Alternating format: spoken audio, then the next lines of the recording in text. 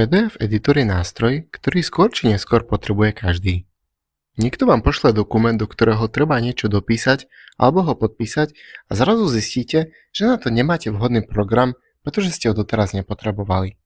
Otvoríte Google, zadáte PDF editor a vyskočí vám mnoho možností. Ak máte tendenciu klikať hneď na prvé výsledky, odporúčam vám spozornieť. Tieto výsledky sú sponzorované a hackeri si cieľene platia za to, aby ich výsledok vyskakoval ako prvý. Veľa reklám je v poriadku. Firmy si jednoducho platia za to, aby ste si ich všimli.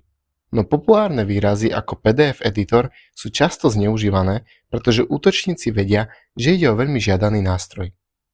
Ich verzia editoru môže na prvý pohľad fungovať bez problémov, no na pozadí vám kradne súbory, hesla alebo rovno zašifruje celý disk. Prídete tak o všetky vaše dôležité súbory a to určite nechcete.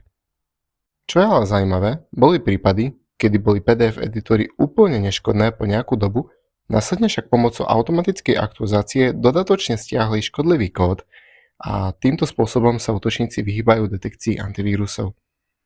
Preto odporúčam používať overené nástroje, ako je Adobe Reader, stiahnutý z oficiálnej stránky.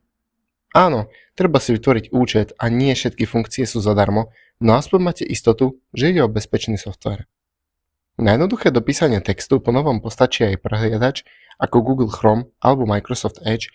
Nie je to ideálne, ale nemusíte inštalovať nič navyše.